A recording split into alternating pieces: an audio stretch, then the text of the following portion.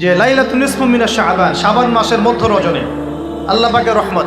একদল অতিরিক্ত বাড়াবাড়ি, একটা অতিরিক্ত ছাড়াছাড়ি, বাড়াবাড়ি আর ছাড়াছাড়ি। একটা অতিরিক্ত বাড়াবাড়ি, সে একদম শবে বরাতকে মনে হয় লাইলাতুল কদরের উপরে নিয়ে যাচ্ছে। লাইলাতুন নিসফু মিনাশ শাবানকে কোনো কোনো ক্ষেত্রে বাড়াবাড়ি পন্থীরা একদম লাইলাতুল কদরের উপরে নিয়ে চলে যাচ্ছে। আর ছাড়াছাড়ি যারা, তারা বলছে এই রাত্রে কোনো কিছুই করা যাবে না। দুইটাই চরমপন্থী, বুঝতে পারছেন না মনে হয় কথা। একদল এটাকে নিয়ে এত বেশি বাড়াবাড়ি করছে যে এটাকে একদম লাইলাতুল কদরের উপরে নিয়ে চলে যাচ্ছে। আরেক দল দেখা যাচ্ছে এটাকে এমনভাবে পরিত্যাগ করছে না, এই দিয়ে কিছুই করা যাবে না, কোনো ফজিলতি নাই। এখন আসলে মধ্যম পন্থা কি, মাঝখানে আমরা কি করব তাও জানার দরকার আছে কি নাই? অনেক হাদিসের অনেক আলোচনা, প্রায় 40-50 পৃষ্ঠার বই, সব আলোচনা তো মাহফিলে করা সম্ভব না। আমি সারমর্মটুকু বলি। সারমর্ম কি? হাদিসের শবে বরাত নামে কোনো শব্দ নাই, এক নম্বর কথা। কি নাই ভাই? শবে বরাত নামে কোনো শব্দ নেই। আছে লাইলাতুন নিসফু মিনাশ শাবান, শাবান মাসের মধ্য রজনী। শাবান মাসের মধ্য রজনী।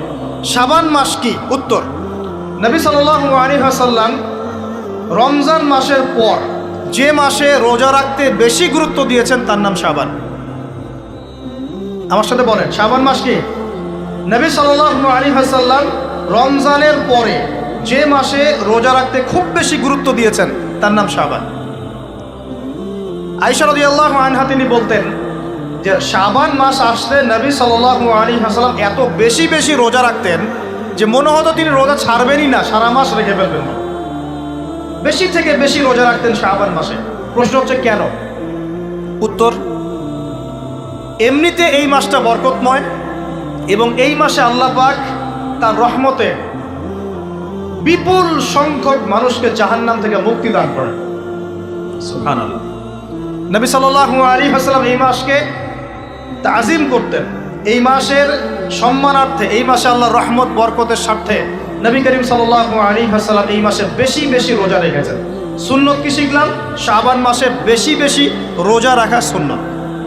একটা কি পেলাম ভাই? শাবান মাসে বেশি বেশি রোজা রাখা সুন্নত। আপনি যদি মুকিম হন, শরীর সুস্থ থাকে, মুসাফির না, আপনার সুস্থতা আছে, সব ঠিক আছে, আপনি চেষ্টা করবেন এই মাসে বেশি বেশি রোজা রাখার। পারা যাবে ইনশাআল্লাহ। এটা নবীর সুন্নত হবে। আরেকটা হাদিস মাথায় নিয়ে নেন, আজকে সারা ওয়াজ ভুলে গেলে এই ওয়াজটা বলেন না। কি হাদিস? নবীজি বলছেন, তোমাদের সামনে, হে আমার সাহাবীরা, তোমাদের সামনে এমন একটা যুগ আসছে, ওই যুগে আমার সুন্নতকে ধরে রাখাটা হাতের মধ্যে আগুন ধরে রাখার মতো হবে। আমি অনেকদিন এই লেকচারে এই হাদিসটা বলেছি। তোমাদের সামনে এমন একটা কঠিন যুগ আসছে, জামানা সবরিন, সবরের যুগ, কঠিন যুগ। ওই যুগে ঈমান ধরে রাখা, মানে আমার সুন্নতের উপর থাকা, হাতে আগুন ধরে রাখার মতো হবে। ওই যুগে যদি তোমরা আমার একটা সুন্নতকে জীবিত করতে পারো, সমাজে একটা সুন্নত মরে গেছে, ওটাকে আবার জীবিত করতে পারো, তাহলে 50 জন শহীদ সাহাবীর নেকি পাবে। হাদিসটা বুঝলেন? শুধু নেকি না, আপনি 50 জন শহীদ সাহাবীর নেকি পাবেন যখন চলমান সমাজে একটা সুন্নত মিটে গেছে, নাই, মানুষ আমল করছে না, কিন্তু আপনি সেটাকে জীবিত করলেন। পারা যাবে ইনশাআল্লাহ। একটা দেখাচ্ছি, যেমন সাহাবীদের যুগে মানুষ মসজিদে ঢুকলে কি করতো জানেন? আগে 2 রাকাত নামাজ পড়তো। কি করতো? মসজিদে ঢুকেই, ওযু অবস্থায় মসজিদে ঢুকেই তারা বসতেন না। আগে 2 রাকাত নামাজ পড়তেন, দুখুলুল মসজিদ বা তাহিয়াতুল মসজিদ, তারপরে বসতেন।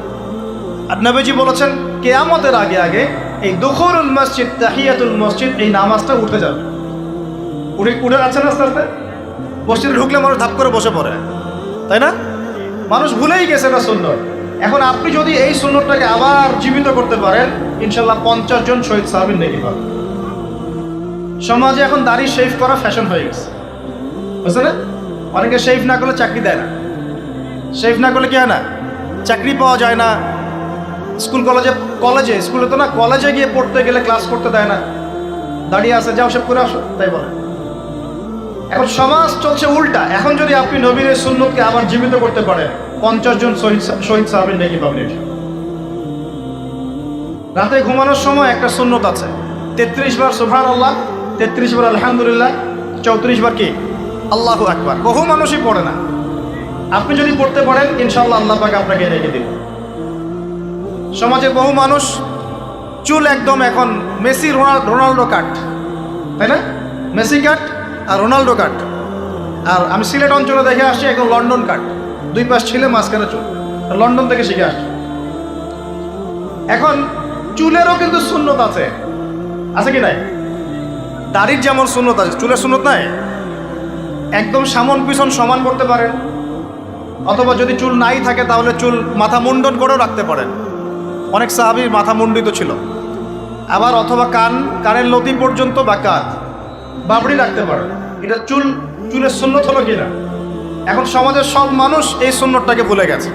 আপনি সুন্নত মনে করে রেখেছেন, ইনশাল্লাহ আপনি নেকি পাবেন ইনশাআল্লাহ। এরকম অগণিত সুন্নত আছে, অগণিত, যেগুলো আমাদের সমাজ থেকে আস্তে আস্তে উঠে যাচ্ছে। আমি খুব দুঃখের সাথে বলছি, অনেক মসজিদে ফরজ নামাজ পড়ার পরে আমরা কি করি?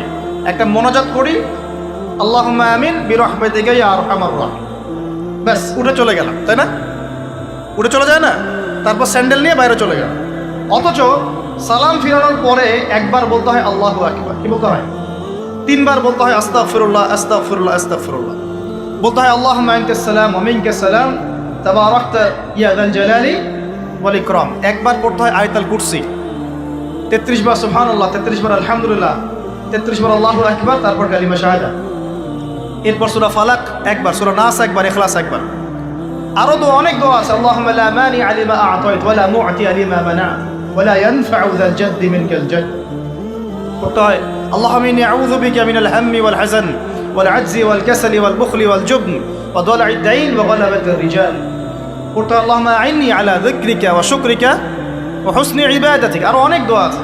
দেখেন তো, মোনাজাত করেন, আমি তো না করছি না, আমি তর্ক করতে আসি না এখানে, এটা নিয়ে আমি ঝগড়া করতে আসি। কিন্তু এই সুন্নতটা যে উঠে গেল, মোনাজাতটা করে যে মসজিদ থেকে বের হয়ে চলে গেলেন, এই সুন্নতটার উপর আমল কে করবেন? সুন্নত উঠে গেল না? মানে আপনি যদি বসে এখন সুন্নতটা প্রতিষ্ঠা করেন, 50 জন শহীদ সাহাবীর নেকি পাবেন। এগুলো তো গেল আমলিয়াত। সমাজ চলছে সুদের উপরে, মানে আপনি যদি হালাল অর্থনীতি প্রবর্তন করতে পারেন তাহলে কত নেকি পাবেন? সমাজ চলছে জেনায়, আপনি এখন পর্দা প্রতিষ্ঠা করলেন, তাহলে কত নেকি পাবেন? সমাজে চলছে দুর্নীতি, আপনি এখন আমানতদারিতা ইনসাফ প্রতিষ্ঠা করলেন, কত নেকি পাবেন? সমাজে চলছে শয়তানি, সব শয়তানি, কি চলছে? শয়তানি। এখন আপনি আল্লাহ রাব্বুল আলামিনের ওহী প্রতিষ্ঠা করলেন, কত নেকি পাবেন? নিঃসন্দেহে আর অনেক বেশি নেকি পাবেন। আল্লাহ পাক আমাদেরকে সেই লক্ষ্যে কাজ করার তৌফিক দান। প্রিয় ভাইরা, যে কথা বলতে গিয়ে এখানে আসলাম, এক বাড়াবাড়ি এই মাসে নবীজি বেশি বেশি রোজা রাখবেন। তাহলে আমরা কি করবো এই মাসে ভাই? 1 নম্বর কাজ, বেশি বেশি রোজা রাখার চেষ্টা করবো ইনশাআল্লাহ, আল্লাহ তৌফিক দান করবেন। এবার আরেকটা পয়েন্ট বলি, সামনে রমজান মাস। রমজান মাস আসলে আমরা মাশাআল্লাহ পরিপূর্ণ মুসলিম হওয়ার চেষ্টা করি, কিন্তু সারা বছর এটা ধরে রাখতে পারি না। রমজান মাসে যে নামাজ পড়ে না সেও মসজিদে যায়। দেখা যায় যে জুমার নামাজও পড়ে না, ও তারাবির নামাজ পড়তে যায়, যায় কি না? ওই দিন গিয়ে বলে এসি দেন, ইমাম সাহেব এসি অন করেন, তাই না? সারা বছর তো আসে তাই। ওই দিন গিয়ে ইমাম সাহেব এসি বন্ধ কেন? এই মুয়াজ্জিন সাহেব ফ্যান দেন। তখন ওখানে গিয়ে মানে কি বলবো, হ্যাঁ হতকরি করে আর কি। যাক, তারপরেও যে মসজিদে আসছে আমরা দোয়া করি আল্লাহ হেদায়েত দান করুন। আমরা তো কাউকে পিছনে ফিরাই দিব না, দিব? এখন রমজান মাস আসলে আমরা মাশাআল্লাহ রোজা রাখি, মানুষকে ইফতার করাই, দান সদকা করি, আমরা যাকাত দেই, তারাবি পড়ি, কোরআন তেলাওয়াত করি, আমরা মাশাআল্লাহ অনেক আমল করি। এই আমলগুলো কি একবারে থাপাস করে ধরে ফেলা সম্ভব না? একটা আস্তে আস্তে ট্রেনিং প্রসেস লাগে। একটা ফ্যান চালু করলে ফ্যানটা কি শুরুতেই থাপাস করে ঘুরতে শুরু করবে, নাকি আস্তে স্লোলি সে মোমেন্টাম ধরবে? কোনটা? আস্তে আস্তে সে গতি পাবে না, ধীরে ধীরে গতি পাবে। ঠিক শাবান মাসে এত বেশি রোজা রাখা, ইবাদত করার অর্থ কি? যাতে রমজান মাসে আপনি পরিপূর্ণ ইবাদত করতে পারেন। বুঝতে পারছেন কথা? রমজানে গিয়ে তো শুরুতেই সব ইবাদত ধরে ফেলা সম্ভব হবে না। মনে করেন আগামীকাল পহেলা রমজান, আজকে থেকে আপনি সব ইবাদত একসাথে করতে পারবেন? তখন গিয়ে আপনি বেগ পেতে হবে। কিন্তু একটা মাস আগে থেকে যদি ট্রেনিং নেন, ইনশাআল্লাহ রমজান মাসে ইজি হয়ে যাবে। এটা একটা কারণ নবী সাল্লাল্লাহু আলাইহি ওয়াসাল্লাম শাবান মাসে বেশি বেশি রোজা রাখতেন, আমল করতেন। আল্লাহ পাক আমাদের সবাইকে শাবান মাসে বেশি বেশি আমল করার তৌফিক দান। যাতে রমজান মাসে গিয়ে আমরা সুবিধা পাই, রমজান মাসের হকটা আদায় করতে পারি। এবার এই মাসে নবী সাল্লাল্লাহু আলাইহি ওয়াসাল্লাম কি বলেছেন একটা হাদিস থেকে আগে বুঝি। এই হাদিসটা সহ অনেক হাদিসে এই একই রকম কথা এসেছে এবং এই হাদিসটা বিশুদ্ধ। এটাকে অস্বীকার করলে হাদিস অস্বীকারী হয়ে যাবে। বাড়াবাড়ি গ্রুপ, ছাড়াছাড়ি গ্রুপ, উভয়ের জন্যই নসিহত। নবী সাল্লাল্লাহু আলাইহি ওয়াসাল্লাম বলেছেন, ইন্নাল্লাহ তাআলা, নিশ্চয় আল্লাহ রাব্বুল আলামিন, লা ইয়াত্তালিউ ফি লাইলাতিন নিসফি মিন শাবান, শাবান মাসের মধ্য রজনীতে আল্লাহ রাব্বুল আলামিন তার রহমতের দৃষ্টি প্রশস্ত করেন। সুবহানাল্লাহ। আল্লাহ পাক শবে বরাত মানে আমরা যেটা বুঝি প্রচলিত অর্থে, লাইলাতুন নিসফি মিন শাবান, শাবান মাসের মধ্য রজনী, যে 15 শাবানের এই যে রজনী, এই রাতে আল্লাহ রাব্বুল আলামিন তার সৃষ্টির দিকে তার রহমতের দৃষ্টিটা প্রশস্ত করে দেখেন, প্রশস্ত করেন। এবং ওয়াগফিরু লিজামিই খালকিহি, আল্লাহ পাক তার সমস্ত সৃষ্টিকে মাফ করে দেন। আল্লাহ পাক কি করেন? তার সমস্ত সৃষ্টিকে কি করেন?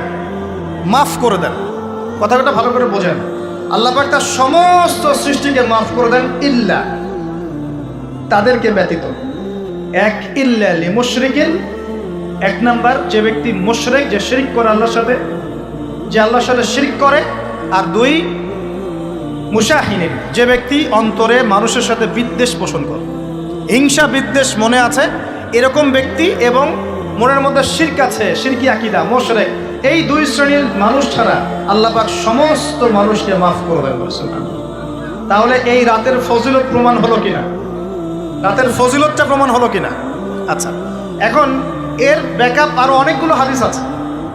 ওই সবগুলো হাদিসকে একত্রিত করলে এমনই কনক্লুশন আসে। এছাড়াও আরো কিছু দুর্বল হাদিস আছে, এগুলো দুর্বল, সনদগতভাবে অন্যান্যভাবে দুর্বল। ওখানে আরো কিছু পয়েন্ট পাওয়া যায় যে আর কাকে কাকে আল্লাহ পাক মাফ করেন না। সবাইকে তো মাফ করেন, আর কাকে কাকে করেন না। এই হাদিসে দুটো পেয়েছি, এটা একদম অকাট্য। এটা হলো মুশরিক, আল্লাহ পাক মাফ করেন না। দুই, যে অন্তরে হিংসা বিদ্বেষ পোষণ করে, হিংসা বিদ্বেষ আছে, এদেরকে আল্লাহ মাফ করেন না। আরো কিছু দুর্বল বর্ণনা থেকে পাওয়া যায়, এটা দুর্বল বর্ণনা, কিন্তু জেনে রাখতে তো সমস্যা নেই। সমস্যা আছে? আর পাপ তো পাপী, দুর্বল হাদিসে আসুক আর কঠিন হাদিসে আসুক, পাপ তো পাপী নাকি? পাপ ছাড়তে কোনো সমস্যা আছে? তো তৃতীয় এক শ্রেণীর নাম পাওয়া যায়, যারা হচ্ছে আত্মহননকারী, নিজেরা নিজেদেরকে আত্মহত্যা করেছে, এদেরকে আল্লাহ মাফ করে। আত্মহনন বোঝেন কিনা? আত্মহত্যা যারা করে, আত্মহনন, এটা একটা শ্রেণী পাওয়া যায়। 4 নম্বর একটা পাওয়া যায় আত্মীয়তার সম্পর্ক ছিন্নকারী, আত্মীয়তার সম্পর্ক ছিন্নকারী। 5 নম্বর একটা পাওয়া যায়, সেটা হলো মাদক দ্রব্য সেবনকারী। মাদক দ্রব্য সেবনকারী, যুবকরা খুব ভালো করে শোনেন, মাদক দ্রব্য সেবনকারী আল্লাহ সবাইকে মাফ করেন, মাফ করছেন না। আরেকটা পাওয়া যায়, সেটা হলো যারা জেনার পাপে লিপ্ত আছে। কিসের পাপে ভাই? জেনার পাপ। এরকম আর কিছু ব্যাকআপ পাওয়া যায়, কিন্তু এগুলোর বর্ণনা দুর্বল। বর্ণনা কি? দুর্বল, কিন্তু পাপ তো পাপই নাকি? এই পাপগুলো তো পাপ, এই পাপগুলো করলে কি আল্লাহ খুশি হন? অকাট্য সহি থেকে পাওয়া যায় এই দুইটা, মুশরিক এবং মুশাহিন, যারা শিরক করে, অন্তরে বিদ্বেষ পোষণ করে, আল্লাহ পাক এদেরকে মাফ করে। এখন আগে জানি শিরক থেকে কিভাবে বাঁচবো, শিরক কি এবং কেন, তারপরে জানবো হিংসা বিদ্বেষ, তারপরে আমরা যাব এই রাত্রে আমরা কি করতে পারি। মনে রাখবেন, আমল করতে হবে 3টা বিষয় খেয়াল রেখে। কয়টা বিষয় ভাই? আমল করতে হবে 3টা বিষয় খেয়াল রেখে। এক, আমল করতে হবে একমাত্র আল্লাহ পাকের সন্তুষ্টির জন্য। 1 নম্বর কি বলেন? এক, আল্লাহর সন্তুষ্টির জন্য, কারো সন্তুষ্টির জন্য না, কারোর জন্য না, শুধু কার জন্য? দলিল হচ্ছে ইন্নাস সালাতি ওয়া নুসুকি ওয়া মাহইয়ায়া ওয়া মামাতি লিল্লাহি রাব্বিল আলামিন ফাসাল্লি লিরাব্বিকা ওয়ানহার। 2, আমল হতে হবে একমাত্র নবী সাল্লাল্লাহু আলাইহি ওয়াসাল্লামের সুন্নাত মোতাবেক। কার সুন্নাত মোতাবেক? নবী এবং সাহাবীদের সুন্নতের সাথে মেলে না, সেই আমল করা যাবে না। নবী এবং সাহাবীদের সুন্নতের সাথে মেলে না, সেই আমল করা যাবে না। 3 নাম, আমলটা যত সুন্দরী মনে হোক, আমলটা যত সুন্দরী মনে হোক আর যত মানুষই করুক, যত মজাদার মনে হোক না কেন, নবী করেন নাই, সাহাবীদের থেকে প্রমাণ নাই, আমল করব না। করলে বেদাত হয়ে যাবে। কি হবে? বেদাত হয়ে যাবে। আর 3 নাম্বার হচ্ছে, আমলগুলো করার আগে অবশ্যই আপনার রিজিকটাকে হালাল করতে হবে। কি করতে হবে ভাই? ব্যাস এই তিনটা শর্ত পূরণ করে আমল করলে ইনশাআল্লাহ তাআলা আমরা জান্নাতে যাবো ইনশাআল্লাহ। আমরা আশাবাদী আল্লাহ পাক আমাদেরকে জান্নাত দিবেন ইনশাআল্লাহ। আল্লাহ পাক এক রাতে রহম করে সমস্ত মাখলুক সৃষ্টিকে মাফ করে দিচ্ছেন, শুধু শিরক এবং হিংসার বিদ্বেষ পোষণকারীকে মাফ করছেন না। বুঝতে হবে এই পাপ দুটো কত কঠিন। এবার আসেন প্রথমে একটু শিরক নিয়ে কথা বলি, তারপরে মুশাহিন নিয়ে কথা বলি। ধৈর্য ধরবেন তো নাকি?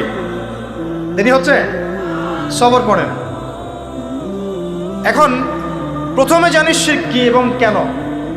শিরক হচ্ছে এমন একটা পাপ, যেই পাপ আমল নামায় থাকলে পরে বিনা তওবায় যদি সেই ব্যক্তি মারা যায়, আল্লাহ পাক তাকে মাফ করবেন না। ভালো করে শোনেন, শিরক এমন একটা পাপ, যে পাপ যদি আমল নামায় থেকে যায়, বিনা তওবায় সে মারা যায়, শিরকের পাপ নিয়ে আল্লাহর সামনে দাঁড়ায়, আল্লাহ তাকে মাফ করবেন। দলিল সূরা নিসা, আল্লাহ পাক বলছেন ইন্নাল্লাহা লা ইয়াগফিরু আন ইউশরাকা বিহি ওয়া ইয়াগফিরু মা দুনা যালিকা লিমান ইয়াশা। আল্লাহ পাক তার সাথে শিরকের গুনাহ মাফ করবেন না, এছাড়া যে কোনো গুনাহ যাকে ইচ্ছা মাফ করবেন।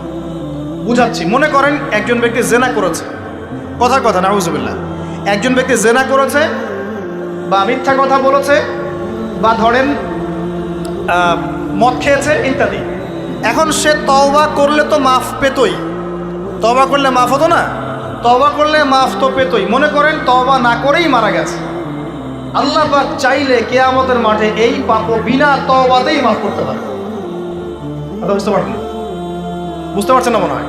মনে করেন একজন ব্যক্তি মদ খেয়েছে, জেনা করেছে ইত্যাদি, সে তওবা করার ফুরসত পায় নাই, বিনা তওবায় মারা গেছে। আল্লাহ পাক চাইলে কিয়ামতের মাঠে তওবা না করা সত্ত্বেও আল্লাহ পাক তাকে মাফ করতে পারে। কিন্তু একজন ব্যক্তি শিরকের পাপ করেছে, তওবা না করে মারা গেছে, আল্লাহ পাক কিয়ামতের মাঠে শিরকের পাপ মাফ করবে। আমি কি বুঝতে পারছি? অন্য পাপের কারণে আল্লাহ রাব্বুল আলামিন শাস্তি দিয়ে হোক, কোনো একটা ভাবে হোক, নবীর সুপারিশের মাধ্যমে হোক, তাকে জাহান্নামে গেলেও সেখান থেকে বের করে জান্নাতে দিবেন ইনশাআল্লাহ। কিন্তু শিরকের পাপ যার আমলনামায় থাকবে, তার উপর জান্নাতকে হারাম করে দেওয়া হয়েছে। বলেন নাউযুবিল্লাহ। সূরা মাইদায় দলিল আছে, শিরকের পাপ যার আমলনামায় আছে তার জন্য জান্নাতকে হারাম করে দেওয়া হয়েছে। শিরক মানে অংশীদার সাব্যস্ত করা, আল্লাহ পাকের সাথে কাউকে সমকক্ষ করা। শিরক কত প্রকার হয়? উত্তর 3 প্রকার। কয় প্রকার ভাই? বিশ্বাসে শিরক হয়, মানে আকীদায় শিরক হয়; আমলে শিরক হয়, মানে কাজে শিরক হয়; কথা বা লিসানে শিরক হয়। মনে থাকবে? 1 নাম্বার কিসে শিরক হয়? বলেন আমার সাথে। বিশ্বাসে শিরক হয়, আকীদায় শিরক হয়। 2 নাম্বার আমলে শিরক হয়, কাজে শিরক হয়। 3 নাম্বার কথায় শিরক হয়। কয়েকটা এক্সাম্পল দিয়ে বুঝতে পারবেন। একজন ব্যক্তি মনে করেন বিশ্বাস করে যে আল্লাহ বলতে কেউ নাই, কি হবে এটা? বলেন শিরক। একজন ব্যক্তি মনে করেন বিশ্বাস করে যে আল্লাহ আছে, আরো ইলাহ আছে, তাহলে কি হবে? কেউ যদি বিশ্বাস করে আল্লাহর সন্তান আছে, কি হবে? কেউ যদি বিশ্বাস করে মহাবিশ্ব আল্লাহ সৃষ্টি করে নাই, বিগ ব্যাং থেকে সৃষ্টি হয়েছে, কি হবে? কেউ যদি বিশ্বাস করে আল্লাহ মানুষকে সৃষ্টি করে নাই, মানুষ বানর থেকে হয়েছে, কি হবে? আচ্ছা, বিশ্বাসগত শিরক। কেউ যদি মনে করে আল্লাহ ছাড়া অমুকে আমার সন্তান দিতে পারে, কি হবে? কেউ যদি বিশ্বাস করে যে আল্লাহকে পাওয়ার জন্যে আমাকে মাধ্যম ওসিলা পূজা করতে হবে, তাহলে কি হবে? কেউ যদি চন্দ্র, সূর্য, গ্রহ, নক্ষত্র, গাছপালা, মূর্তি এসবে পূজা করে, কি হবে? এগুলো বিশ্বাসগত শিরক। কেমন শিরক ভাই? বিশ্বাসগত শিরক। 2 নাম্বার আসেন আমলগত, কাজগত শিরক। কেমন? মনে করেন সেজদা করতে হয় কার জন্যে? কেউ যদি এখন কবরে গিয়ে সেজদা করে, কি হবে? আল্লাহর জন্য সেজদা করতে হয় না কবরে সেজদা করতে হয়? সেজদা কার জন্যে? আচ্ছা, তাহলে শিরক হবে। কুরবানি কার জন্য করতে হয়? কেউ যদি এখন মনে করেন জিনকে সন্তুষ্ট করার জন্য কুরবানি করে দেবে, কি হবে? এখনকার যুগে কিন্তু বহু মানুষ জিনের উপাসনা করে। এখনকার যুগে বহু মানুষ জিনের উপাসনা করে, আর জিন বলে একটা জাতি আছে আমাদের সাথে চলাফেরা করে, আমরা দেখতে পারি। আমরা কি সব দেখতে পারি? আমরা কি সব জানি? আমরা তো আমাদের আত্মাকেই দেখতে পারি। এত ঘুমাই গেছেন, আত্মা চলে গেছে, দেখতে পারছেন? আর আমরা কি জানি? আমরা কতটুকু জানি আগামীকাল কি হবে আপনার সাথে? বলেন দেখি, কেউ জানে? আমাদের জ্ঞান কত ক্ষুদ্র, বুঝতে পারলাম। আগামীকাল কি হবে তাই জানি না, আমার আত্মাকেও চোখে দেখি না। আর আমি যদি দাবি করি এখন আমি সব জানতাম, তাহলে কি হবে? অতএব জিন জাতি আমাদের মধ্যেই আছে কি নাই? ওমা খালাকতুল জিন্না ওয়াল ইনসা ইল্লা লিয়াবুদুন, আমি জিন আর মানুষকে শুধুমাত্র আমার ইবাদত করার জন্যই সৃষ্টি করেছি। আল্লাহ পাক আমাদের সবাইকে আল্লাহ পাকের সত্য বোঝার তৌফিক দান। এবার আসেন, আপনাদের পার্বত্য এলাকায় জিনের উপাসনা হয়। এখন বললেন ভাই কেমন করে জানলেন? যত তান্ত্রিক মান্ত্রিক কবিরাজ জাদুকর সব এই পাহাড়ি এলাকায় ঘুরে বেড়াচ্ছে, এবং চোখ কান খোলা রাখলে আপনারাও বুঝতে পারবেন। জিনের উপাসনা করলে অনেক কিছু ভেলকিবাজি দেখানো যায়। জিনকে আল্লাহ পাক কিছু ক্ষমতা দিয়েছে। জিন অনেক দূর থেকে দেখতে পারে। মনে করেন যে কেউ একজন এখানে বসে আছে, সে দাবি করছে যে সে অলৌকিক ক্ষমতার অধিকার, অথচ ওর কাছে জিন আছে। কি আছে? জিন। এখন আপনি শুনেছেন যে অমুক জায়গায় অমুক বাবা আছে, সে অনেক বড় ক্ষমতার অধিকার, যাই দেখি ওনার কি ক্ষমতা। এখন আপনি রাস্তায় আসছেন, তার সেই জিন তো আগেই দেখতে পাচ্ছে আপনি আসছেন দূর থেকে, সে আগে খবর দিল আসতেছে মক্কেল, ওই যে মক্কেল আসতেছে।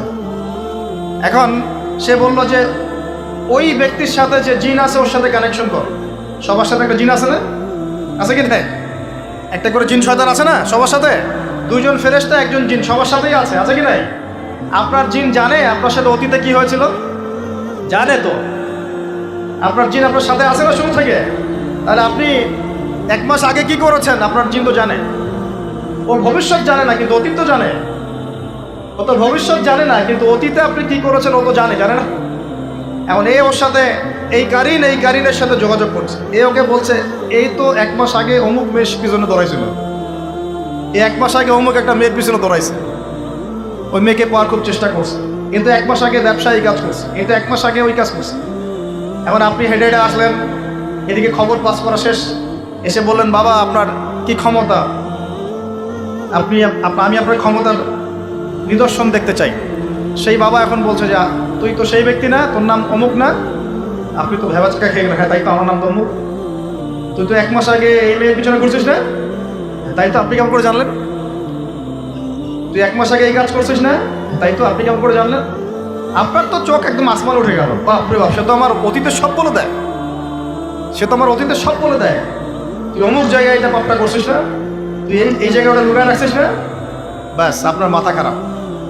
জিনের উপাসনা করে মানুষ অনেকেই। আর জিনরা কি করে? অনেক সময় আসমানের কাছে যায় সংবাদ নেওয়ার জন্য।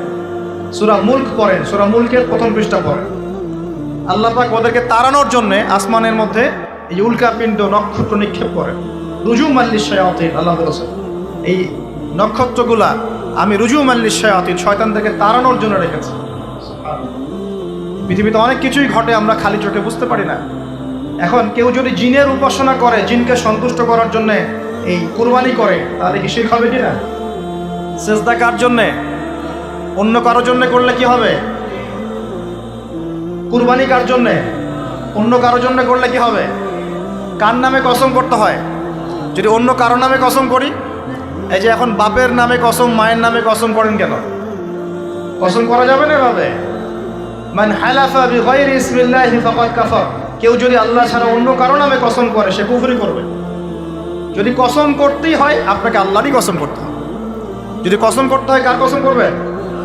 আর আল্লাহর কসম করে কি মিথ্যা বলতে পারবে? মিথ্যা বললে তোমার কাফারা দেওয়া লাগবে। আচ্ছা, কাফারা কি?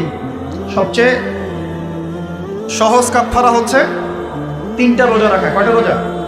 3টা। আসুন আমরা যাই। এখন কসম করবো আল্লাহর জন্যে, দোয়া করেন কার কাছে? দোয়া কার জন্যে? এখন যদি অন্য কারোর কাছে দোয়া করা শুরু করি, সন্তানকে দিবে, অন্য কারোর কাছে চাওয়া শুরু করি, মনে করেন আপনার রোগ ব্যাধি দেওয়ার ভালো করার মালিককে যদি এখন আপনি একটা আংটি পরে মনে করেন এই আংটি আপনার রোগ ভালো করবে, কি হবে? শিরক হবে কি না? এরকম অগণিত কাজের শিরক আমরা করছি। আল্লাহ পাক আমাদের শিরক থেকে বাঁচান। আর ভবিষ্যতের মালিককে, সময়ের মালিককে, ভবিষ্যৎ কে জানে? রাস্তায় টিয়া পাখি দেখে ভাগ্য পরীক্ষা করছে, ও কি ভবিষ্যৎ বলতে পারবে? যদি ওখানে গিয়ে হাত দেখান শিরক হবে না? রাশিফল দেখা যায়, রাশিফল কি? রাশিফল আজকে তোমার দিনটা কেমন যাবে, কালকে তোমার দিনটা কেমন যাবে, আছে না? তো এগুলো বিশ্বাস করলে কি হবে? এবং পদে পদে শিরকে নিমজ্জিত আছে। এগুলো তো গেল আমলগত শিরক, আরো অনেক শিরক আছে। আমাদের কথার মধ্যেও শিরক হয়। কিসের মধ্যে? কথার মধ্যে। যেমন আমরা বলি ডাক্তার ভালো ছিল, না হলে রোগীকে বাঁচানো যেত না, বলি কি না? অনেকে বলি না, শিরক হবে। কেউ যদি বলে যে ড্রাইভারটা ভালো ছিল, না হলে গাড়ি নির্ঘাত অ্যাক্সিডেন্ট করতো, কি হলো কথায়? আরেকটা বিষয় আছে, আমরা অনেক সময় ইবাদত করি মানুষকে দেখানোর জন্য, সবাই বড় দানবীর বলবে, আমাকে নামাজি বলবে, এটাও কি? এটাও শিরক। কথার মধ্যে আর অনেক শিরক করি। সার্বভৌম ক্ষমতার মালিককে, তাবারাকাল্লাযী বিয়াদিহিল মুলক, সার্বভৌম ক্ষমতার মালিককে। আর আমরা যদি মনে করি আমরাই সার্বভৌম ক্ষমতার মালিক, কি হবে? ঠিক হবে না? এরকম প্রচুর শিরকে আমরা নিমজ্জিত আছি। সবচেয়ে বড় যে শিরকটা এখনকার বিশ্বে চলছে সেটা হলো আল্লাহ পাকের হালালকে আমরা হারাম করে নিচ্ছি, আল্লাহর হারামকে হালাল করে নিচ্ছি। করছে কি না? বুঝতে পারছেন না মনে হয়। মাদক দ্রব্য কি হালাল না হারাম? আমরা অনেক সময় হালাল করে নিয়েছি, তাই নাই? জেনা হারাম না হালাল? আমরা এখন জেনাকে প্রমোট করছি, উস্কে দিচ্ছি। সমকামিতা হালাল না হারাম? এই সমকামিতার ব্যাধি ছড়িয়ে পড়েছে এখন সমাজের রন্ধ্রে রন্ধ্রে, পড়েছে না? এদেরকে আল্লাহ পাক এমন শাস্তি দিবেন যে শাস্তি আল্লাহ পাক কুল কায়নাতে কাউকে দেন নাই। কেমন শাস্তি দিবেন? কওমে লূতকে আল্লাহ রাব্বুল আলামিন মাটি থেকে উপরে উঠিয়ে আকাশ থেকে পাথর বর্ষণ করে থেতলে দিয়ে আবার মাটিতে দাফন করে দিয়েছে কওমে লূতকে। আল্লাহু আকবার। এই শাস্তি অপেক্ষা করছে এদের জন্য। সুদ হালাল না হারাম? আমরা কি এটাকে জায়েজ করে নিচ্ছি কিনা, খাচ্ছে কিনা? এই বিশ্বের সবচেয়ে বড় একটা সমস্যা চলছে, আল্লাহ পাকের হারামকে আমরা হালাল করছি, হালালকে হারাম করি, এটাও শিরক।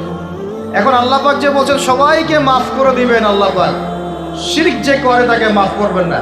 এখন বলেন কত পার্সেন্ট মানুষ মাফ পাবে? এই পাপগুলো কত মানুষ করছে?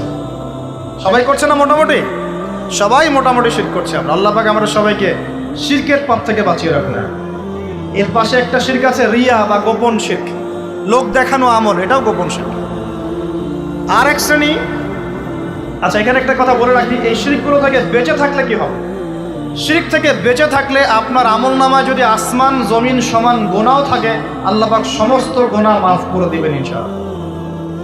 মনে করেন একজন ব্যক্তির আমল নামায় জেনা, সুদ, ঘুষ, হাবি জাবি দুনিয়ার পাপ দিয়ে ভর্তি, কিন্তু কোনো একটা কারণে বা কোনো একভাবে তার আমল নামায় শিরকের কোনো গোনা নাই, শিরক করে নাই, ইনশাআল্লাহ তাআলা কোনো না কোনো ওসিলায় হলেও আল্লাহ পাক তাকে কিয়ামতের মাঠে মাফ করে দিবেন ইনশাআল্লাহ। একটা হাদিস বললেই যথেষ্ট হবে, তারপরে সামনে যাব। রাসূল সাল্লাল্লাহু আলাইহি ওয়াসাল্লামকে আল্লাহ পাক মেরাজের রাতে ওয়াদা করেছেন। কোন রাতে ভাই? মেরাজের রাতে ওয়াদা করেছেন, হে মুহাম্মদ সাল্লাল্লাহু আলাইহি ওয়াসাল্লাম, তোমার উম্মতের মধ্যে যে কোনো ব্যক্তি যত বড়ই পাপ করুক না কেন, আসমান জমিনের সমানও যদি পাপ করে আমার সামনে দাঁড়ায়, কিন্তু তার আমল নামায় শিরকের পাপ নাই, আমি আল্লাহ তার সামনে আসমান জমিন সমান ক্ষমা নিয়ে হাজির হব, মানে সে মাফ পেয়ে যাবে। অতএব শিরক মুক্ত আমল করতে পারলে ইনশাআল্লাহ এই নিসফু মিনা শাবান, লাইলাতুন নিসফি মিনা শাবান, এই শবে বরাত যেটা আপনারা বলছেন, এই রাতে আল্লাহ পাকের ক্ষমা আমরা পেয়ে যাব ইনশাআল্লাহ। শিরক মুক্ত আমল করতে পারলেই ক্ষমা হবে ইনশাআল্লাহ। আল্লাহ পাক আমাদের সবাইকে শিরক থেকে বেঁচে থাকার তৌফিক দান। এই শিরক সম্পর্কে বিস্তারিত জানার জন্য শিরক কি ও কেন, কিতাব ও তাওহীদ, তারপরে কোরআন সুন্নাহর আলোকে ইসলামী আকীদা, এই বইগুলো পড়াশোনা করেন, ইনশাআল্লাহ জানতে পারবেন। আর এক শ্রেণী মানুষকে আল্লাহ পাক মাফ করবেন না। এরা কারা? মুশাহিন। মুশাহিন মানে কি? যারা একে অপরের সাথে হিংসা বিদ্বেষ পোষণ করে।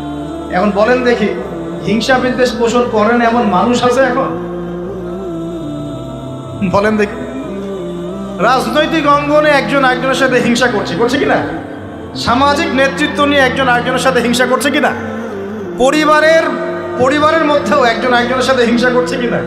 ভাই একজন আরেকজনের সাথে হিংসা করছে কিনা? আলেম একজন আরেকজনের সাথে হিংসা করছে কিনা? করছে না? বক্তা একজন আরেকজনের সাথে হিংসা করে কিনা? ধর্ম থেকে শুরু করে বিশ্ব রাজনীতি পর্যন্ত হিংসার দাবান হলে এখন পুরো বিশ্বের মানুষ জ্বলে পুরো শেষ হয়ে যাচ্ছে, হচ্ছে না? মহিলা হিংসা করে কিনা? সতীনে হিংসা করে কিনা? সতীন বোঝেন কিনা? বিয়েই তো করেন নাই, সতীন বুঝবেন কি? সতীন কি জিনিস? দুই বউ, এক বউ আরেকবার কি হয়? সতীনে হিংসা করে কিনা? আয়েশা রাদিয়াল্লাহু আনহার বাসায়, মানে ঘরে নবী সাল্লাল্লাহু আলাইহি ওয়াসাল্লাম বসে আছেন, ঢুকেছেন, আর অন্য একজন স্ত্রীর ঘর থেকে একটা খাবার আসতে পারে না, ভালোবেসে মহব্বত করে হাদিয়া দিয়েছেন। আয়েশা রাদিয়াল্লাহু আনহা যখন দেখলেন তার ঘরের মধ্যে খাবার পাঠিয়েছে অন্য একজন স্ত্রী, পুরো থালাটাকে মাথার উপর নিয়ে থাবাস করে ভেঙে ফেলে দিলেন। রাসূলুল্লাহ সাল্লাল্লাহু আলাইহি ওয়াসাল্লাম মুচকি মুচকি হাসছেন, আর উপস্থিত হয়তো আরো দু একজন ছিলেন, তাদেরকে বলছেন তোমাদের মা রাগ করেছে। তিনি নিজেই হাতে সেগুলো তুললেন, সব ভাঙাচুরা পিসগুলো নিজে তুললেন, তুলে রেখে দিয়ে ভালো থালা বাটিগুলো হাদিয়া পাঠালেন ওই স্ত্রীর ঘরে, যে ঘর থেকে খাবার এসেছে। এইভাবে ডিল করতে হয়। আর রাসূল সাল্লাল্লাহু আলাইহি ওয়াসাল্লাম তখন রাগ হন নাই, কেন এই কাজ করলাম, কেন এই কাজ করলাম। আরেকদিন আয়েশা রাদিয়াল্লাহু আনহা একটা কথা বলে ফেলেছেন। নবী সাল্লাল্লাহু আলাইহি ওয়াসাল্লাম তার কোন এক স্ত্রীর কাছ থেকে এসেছেন। আয়েশা রাদিয়াল্লাহু আনহা বলছেন, আপনি তার সাথে আপনি তার কথা কিভাবে স্মরণ করেন? সে তো একটু খাটো, এরকম একটা কথা বলেছেন, সে তো একটু খাটো, একটু বেটে। আয়েশা রাদিয়াল্লাহু আনহাকে আমাদের নবীজি বলছেন, শোনো, তুমি এমন একটা কথা বলেছ, আমাদের সবার জন্য হেদায়েত আছে। তুমি এমন একটা কথা বলেছ, এই কথাটা যদি সমুদ্রের সাথে মিশিয়ে দেওয়া হয়, পুরো সমুদ্রের পানি দূষিত হয়ে যাবে। বলি নাউজুবিল্লাহ। এই যে এতটুকু কথা, যে সে তো একটু খাটো ইয়া রাসূলুল্লাহ, এই যে এতটুকু কথা খালি, এই যে অত কালো, কত অমুক, কত তমুক, কত গরিব, কত কৃষক, কত ছোট লোক, কত এই যে রিক্সাওয়ালা, আমরা কথা বলি না এগুলো, আমাদের এগুলো কথা আছে না সমাজে। এগুলো বলার সাথে সাথেই এটা এমন পাপ হয়ে যায়, সাগরের মধ্যে এই পাপ মিশিয়ে দিলে সাগরের পানি নষ্ট হয়ে যাবে। নাউজুবিল্লাহ। এরকম হিংসা বিদ্বেষ মনে থাকলে তাজকিয়া পাওয়া যায় না। তাজকিয়া মানে আত্মশুদ্ধি। তো এখানে এটা স্বভাব সুলভ মানুষের মধ্যে এসে যায়, আসে কি না? আসে না? এই সবে লাইলাতুন নিসফু মিনা শাবানের হাদিসগুলোর মধ্যে একটা হাদিসে আসছে, সনদের কথা আমি বলছি না, আমি প্রসঙ্গটা বলছি, যে আয়েশা রাদিয়াল্লাহু আনহা বলছেন, আমি ঘুম থেকে উঠে দেখি রাসূল সাল্লাল্লাহু আলাইহি ওয়াসাল্লাম নামাজ পড়ছেন। কি পড়ছেন? নামাজ। তার ঘরে নামাজ পড়ছেন। নামাজে এত লম্বা সেজদা করছেন যে আমার কাছে মনে হলো নবী মনে হয় ইন্তেকাল করেছেন। নাউজুবিল্লাহ। তারপরে আমি তাকে তার বুড়ো আঙ্গুল ধরে নাড়া দিলাম। নবী সাল্লাল্লাহু আলাইহি ওয়াসাল্লাম তাড়াতাড়ি নামাজ শেষ করলেন। শেষ করে বললেন, আজকের রাত এমন একটা রাত, এই রাতে আল্লাহ রাব্বুল আলামিন তার অসংখ্য বান্দাকে মাফ করে দেন। এরপর তিনি আবার ঘুমিয়ে গেলেন। আয়েশা রাদিয়াল্লাহু আনহা এবার উঠে বলছেন, আমি দেখলাম যে নবী সাল্লাল্লাহু আলাইহি ওয়াসাল্লাম আমার ঘরে নাই। তখন তিনি বলছেন, আমার মনের মধ্যে তখন ওই ফিলিংস আসলো যেটা মেয়েদের মধ্যে স্বভাব সুলভ চলে আসে। আমি মনে করলাম যে রাসূলুল্লাহ সাল্লাল্লাহু আলাইহি ওয়াসাল্লাম কি অন্য কোনো স্ত্রীর ঘরে চলে গেলেন আমাকে ছেড়ে। তখন আমি চাদর মুড়ি দিয়ে তাকে পিছু নেওয়া শুরু করলাম। পিছে গিয়ে দেখলাম রাসূল সাল্লাল্লাহু আলাইহি ওয়াসাল্লাম ওই জান্নাতুল বাকি বলি না আমরা, বাকিয়া গারকাত, মদিনায় মসজিদ নববীর পাশে কবরস্থান আছে না, ওই কবরস্থানে নবী সাল্লাল্লাহু আলাইহি ওয়াসাল্লাম দাঁড়িয়ে মাইয়েতের জন্য দোয়া করছেন। সুবহানাল্লাহ। আয়েশা রাদিয়াল্লাহু আনহা গিয়ে দাঁড়ালেন। নবীজি বললেন, তুমি কি মনে করছো আমি তোমার সাথে প্রতারণা করছি? আমি তোমার হক নষ্ট করব? বরং আজকের রাতে আল্লাহ রাব্বুল আলামিন অগণিত মানুষকে মাফ করে দেন বলে। সুবহানাল্লাহ। এই হাদিসগুলো এসেছে সবে বরাত প্রসঙ্গে। এখানেও দেখেন আয়েশা রাদিয়াল্লাহু আনহা কিন্তু একটু জেলাসি ফিল করেছেন যে আমার ঘর থেকে আবার অন্য স্ত্রী ঘরে চলে গেল কিনা। এগুলো স্বভাব সুলভ, এগুলো আসতে পারে, এগুলো মানুষের মধ্যে কি আসতে পারে, কিন্তু বিদ্বেষ পোষণ করে একে অপরের ক্ষতি করে দেওয়া, এই কাজগুলো যারা করবে আল্লাহ পাক এই রাতে ওদেরকে মাফ করবেন। এখন আমাদের জন্য আগে নসিহত দুইটা। এই রাত্রের ফজিলত পেতে হলে নসিহত আগে দুইটা। এক, আমাদের আকীদা আমলে কোনো শিরক থাকা যাবে না। বলি আমিন। আল্লাহ কবুল করুন। আমাদের আকীদা এবং আমলে কোনো প্রকার শিরক রাখা যাবে না। দুই, আমরা মনের মধ্যে কোনো ভাইয়ের প্রতি হিংসা বিদ্বেষ রাখবো না। রাখবো ইনশাল্লাহ? তা রাখবো না। আমরা কোনো ভাইয়ের প্রতি হিংসা বিদ্বেষ পোষণ করবো না ইনশাল্লাহ। একটা হাদিস বললেই আপনি বুঝে ফেলবেন, তারপর আমি সামনে যাচ্ছি, এরপরে আমি আস্তে আস্তে ফিনিশিং দেবো ইনশাল্লাহ। আল্লাহর রাসূল বলেছেন সাল্লাল্লাহু আলাইহি ওয়াসাল্লাম, তিনি বলেছেন যে তোমরা ততক্ষণ পর্যন্ত জান্নাতে যেতে পারবে না, ভালো করে শোনেন, তোমরা ততক্ষণ পর্যন্ত জান্নাতে যেতে পারবে না যতক্ষণ তোমরা প্রকৃত মুমিন না হচ্ছ, প্রকৃত মুমিন না হচ্ছ। আর তোমরা ততক্ষণ পর্যন্ত প্রকৃত মুমিন হতে পারবে না যতক্ষণ পর্যন্ত না পরস্পরকে ভালো না বাসছ, পরস্পরকে ভালো না বাসছো। এই ভালোবাসা আবার বয়ফ্রেন্ড গার্লফ্রেন্ড ভালোবাসা না, দিনই ক্ষেত্রে ভালোবাসা। আর আমি কি তোমাদেরকে জানিয়ে দেব কি করলে তোমরা পরস্পরকে ভালোবাসতে পারবে? সাহাবীরা বলছেন, অবশ্যই বলুন ইয়া রাসূলুল্লাহ। নবীজি বলছেন, তোমরা একে অপরকে সালাম দেওয়ার অভ্যাস করো, ইনশাআল্লাহ তোমরা একে অপরকে ভালোবাসতে পারবে। ইসলামের সৌন্দর্য দুটা, কয়টা ভাই? বেশি বেশি মানুষকে সালাম দেয়া এবং মানুষকে খাবার খাওয়ানো। কি খাওয়ানো? আরেকটা মনে রাখবেন, কিয়ামতের আগে আগে মানুষ বাছাইকৃত মানুষকে সালাম দিবে, সবাইকে সালাম দিবে। চলছে কিনা সমাজে? কিয়ামত দূরে না কাছে? এটা আজকে আলোচনার টপিক না, তাহলে আমি বলতাম যে কতগুলো আলামত আপনি দেখতে পাবেন। এখন আমরা বুঝতে পারলাম এই রাতের ফজিলত আছে, আছে কি নাই? এই রাতের ফজিলত কি? আল্লাহ পাক এই রাতে অগণিত বান্দাকে মাফ করে দিবেন ইনশাআল্লাহ। তবে কোন কোন মানুষকে মাফ করবেন না? এক নম্বর, যারা মুশরিক বা শিরক করে, হ্যাঁ, একে অপরের প্রতি কি বলেন, মুশাহিন, বিদ্বেষ, হিংসা বিদ্বেষ পোষণ করে, এই দুই শ্রেণীর মানুষের অন্তর্ভুক্ত হওয়া থেকে আল্লাহ আমাদেরকে বাঁচাক, আমিন। এরপরে দুর্বল হাদিসগুলো বা যেগুলো একদম দুর্বল সনদের, সেগুলোর মধ্যে অতিরিক্ত এসেছে আত্মীয়তার সম্পর্ক ছিন্ন করলে মাপ পাচ্ছে না, আত্মহত্যা করলে মাপ পাচ্ছে না, জেনা করলে মাপ পাচ্ছে না, মাদকদ্রব্য সেবন করলে মাপ পাচ্ছে না। এই পাপগুলো থেকেও আল্লাহ পাক আমাদেরকে বাঁচিয়ে রাখুন বলিয়া। এখন কিভাবে এই রাতে আমরা ইবাদত করব জানার দরকার কিনা? তার আগে ইবাদত কবুলের কয় শর্ত বলেছে? 3। আল্লাহর সন্তুষ্টির জন্য হতে হবে, নবীর সুন্নাহ মাফিক হতে হবে, এবং 3 নম্বর হচ্ছে হালাল রিজিক থাকতে হবে, হারাম খেয়ে ইবাদত করা যাবে না। এখন আসেন, কোনো হাদিসের মধ্যে স্পেসিফিকলি বলা নাই যে এই রাতে এই এই এই এই ইবাদত করতে হবে, কোনো হাদিসের মধ্যে পাওয়া যায় না। কথা বলার চেষ্টা করুন। যেমন লাইলাতুল কদর সম্পর্কে বলা হচ্ছে না, যে লাইলাতুল কদরে যারা কিয়াম করবে, হ্যাঁ, রাত দিনে সিয়াম রাখবে, রাতে কিয়াম করবে, কোরআন তেলাওয়াত করবে, কোরআন দিয়ে কিয়াম করবে, আল্লাহ ওদেরকে মাফ করে দিবেন। একটা আমল দেওয়া আছে লাইলাতুল কদরে। নবী সাল্লাল্লাহু আলাইহি ওয়াসাল্লাম যা করতেন সেগুলোর মধ্যে আমল দেওয়া আছে। এই নিসফু মিনাশ শাবানের মধ্যে স্পেসিফিকলি এভাবে হাদিসের মধ্যে উল্লেখ করা নাই এই এই এই এই আমলগুলো। এটা খুঁজে খুঁজে আমাদেরকে বের করতে হয়। খুঁজে খুঁজে কেমন? নবী সাল্লাল্লাহু আলাইহি ওয়াসাল্লাম দোয়া করছিলেন মৃতদের জন্য, করছিলেন না? তাহলে এটা একটা আমল পাওয়া গেল। নবী সাল্লাল্লাহু আলাইহি ওয়াসাল্লাম নামাজে ছিলেন, সেজদারত অবস্থায় ওই যে আয়েশা রাদিয়াল্লাহু আনহা টোকা দিলেন, দিয়ে বললেন, আমি ভাবছিলাম তার ইন্তেকাল হয়ে গেছে কিনা, তার মানে বুঝলাম যে আপনি নামাজ পড়তে পারেন।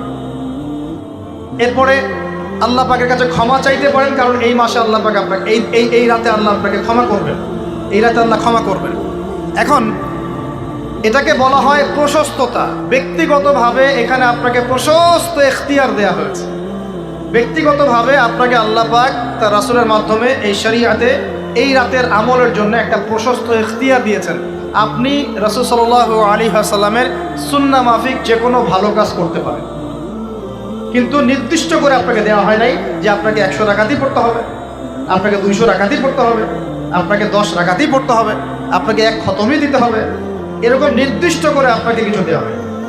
আপনি এখন চাইলে সুন্দর করে অজু করলেন, অজু করে মাশাআল্লাহ আতর খুশবু ব্যবহার করতে পারেন, পরে সুন্দর জামা পরলেন, পরে আপনি আল্লাহর স্মরণে নামাজ আদায় করলেন। এখন ফরজ নামাজ আগে না নফল আগে? ফরজ আগে না নফল আগে? এই আমলগুলো ফরজ না নফল? এগুলো নফল। আগে তো ফরজ পড়তে হবে নাকি? 5 ওয়াক্ত ফরজ নামাজ তো আগে, তারপরে আপনি নফলে আসেন। আমাদের জীবনে কোনটার গুরুত্ব সবচেয়ে বেশি? ফরজ ঠিক না থাকলে নফল দিয়ে কাজ হবে?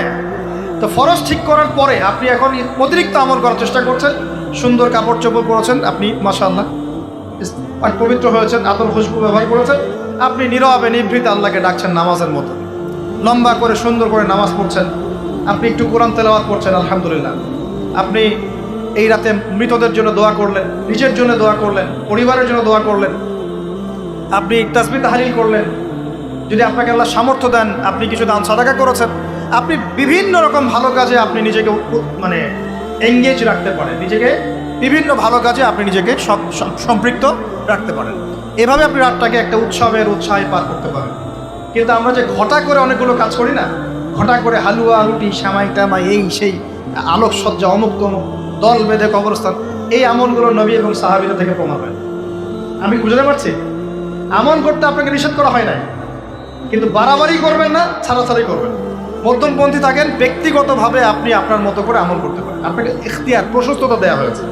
আপনি একটু নামাজ পড়েন, একটু তেলাওয়াত করেন, একটু জিকির করেন, দোয়া করেন, আপনি আল্লাহর কাছে চেয়ে নেন। আরেকটা হাদিস আছে, এই রাতে আল্লাহ রাব্বুল আলামিন প্রথম আসমানে নেমে আসেন। সুবহানাল্লাহ। আল্লাহ পাক কেমন করে নেমে আসেন এটা আমাদের ব্যাখ্যার বাইরে, এটা সত্তাগতভাবে না, আল্লাহ পাকের রহমান নেমে আসেন।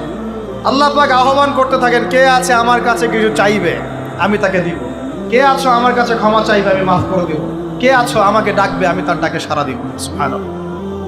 আল্লাহ পাক এই পুরো রাত বলতে থাকে। আরেকটা কথা মনে রাখবেন, এভাবে কিন্তু আল্লাহ পাক প্রত্যেক রাতেই বলতে থাকেন, শুধু এই একটা রাতেই নয়, প্রত্যেক রাতেই আল্লাহ পাক বলতে থাকেন। কিন্তু এই রাতে স্পেশালি আল্লাহ পাক অগণিত মানুষকে মাফ করে দিবেন ইনশাআল্লাহ। তা আমরা আল্লাহর কাছে দোয়া করি, আল্লাহ পাক আমাদের সবাইকে যেন সুস্থতার সাথে শাবান মাসে বেশি বেশি রোজা রাখার তৌফিক দান করুন, এবং যে আমলগুলো সুন্নাহসম্মত, এই সুন্নাহসম্মত আমলগুলো আল্লাহ আমাদের করার তৌফিক দান করুন। বাড়াবাড়ি পর্যায়ে চলে যাবেন না, একবার ছাড়াছাড়ি পর্যায়ে চলে যাবেন। মধ্যমপন্থী থাকে, রাতের ফজিলতটাকে আল্লাহর কাছে চেয়ে নেয়, এবং আল্লাহর কাছে মাফ পাওয়ার জন্য যে পাপগুলোকে ছাড়তে হবে, যেমন শিরক, হিংসা বিদ্বেষ ইত্যাদি ইত্যাদি, এই পাপগুলোকে ছেড়ে দিয়ে আল্লাহর কাছে নিজেকে প্রমাণ করার চেষ্টা করি। আল্লাহ পাক আমাদের সবাইকে তৌফিক দান করুন বলি আমিন। আকুলু কওলি হাযা আস্তাগফিরুল্লাহ লি ওয়া লাকুম ওয়া লিসাইল মুসলিমিন। বারাকাল্লাহু লানা ওয়া লাকুম বিল আয়াতিল হাকীম। ইন্নাহু তাআলা জাওয়াদুন কারীম বারুর রাউফুর রহিম। আপনারা উঠবেন না, আপনারা বসবেন। আমাদের পাশের ভাই তিনি কিছু কথা বলবেন, আমাদের সম্মানিত গেস্ট আছেন উনি কিছু কথা বলবেন, এরপরে আমরা সংক্ষিপ্ত মুখতাসার দোয়া দিয়ে ইনশাল্লাহ আমাদের বাত শেষ করবেন। আর যদি কারো কোনো প্রশ্ন থাকে লিখিত আকারে এখানে দিতে পারি ইনশাল্লাহ। আমরা দোয়া করি আল্লাহ পাক আমরা সবাইকে জানো যা শুনলাম এটা বুঝে আমল করার তৌফিক এনায়েত করেন সকলেই বলে আমিন।